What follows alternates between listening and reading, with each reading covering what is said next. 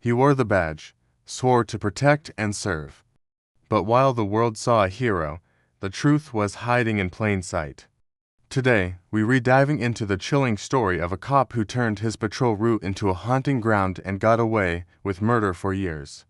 This is the true story of the officer who was a serial killer in disguise. For years, Officer Daniel Riker was a respected name in law enforcement. Clean record, commendations, the kind of cop who showed up early, stayed late, and never hesitated to put himself on the front lines. But behind the badge, Riker hid a secret far darker than anyone could have imagined. His victims were drifters, addicts, women without families, people no one would notice missing right away.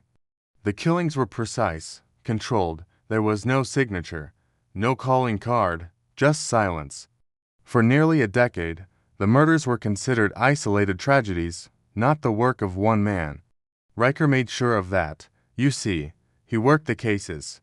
Sometimes he was first on the scene, other times, he'd volunteer for canvassing or evidence collection. He was always helpful, always thorough, but that was his camouflage. As an insider, he knew how investigations were run, how evidence was logged, how witnesses were interviewed, how detectives thought. He used that knowledge to stay 10 steps ahead. What the public didn't know was that Riker had grown up in a house filled with violence. His father, a former Marine, ruled with fists and fury.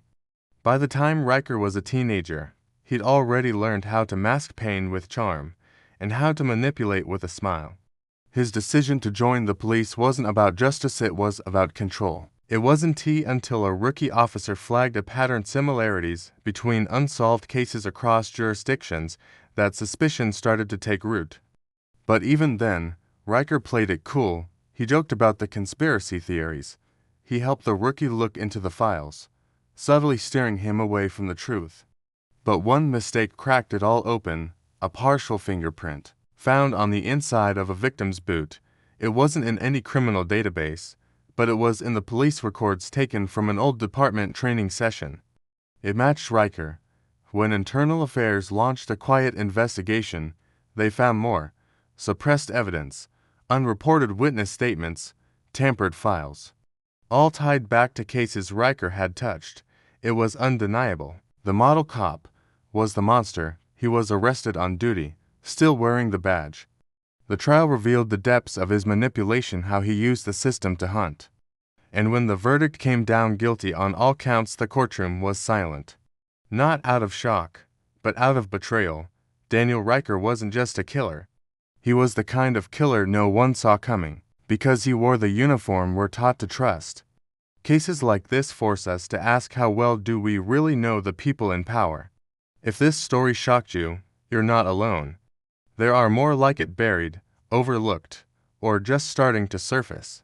So, if you're into true crime that digs deeper, don't forget to hit that like button, subscribe, and ring the bell so you never miss a story. Until next time, stay sharp, stay safe, and always question what hides behind the badge.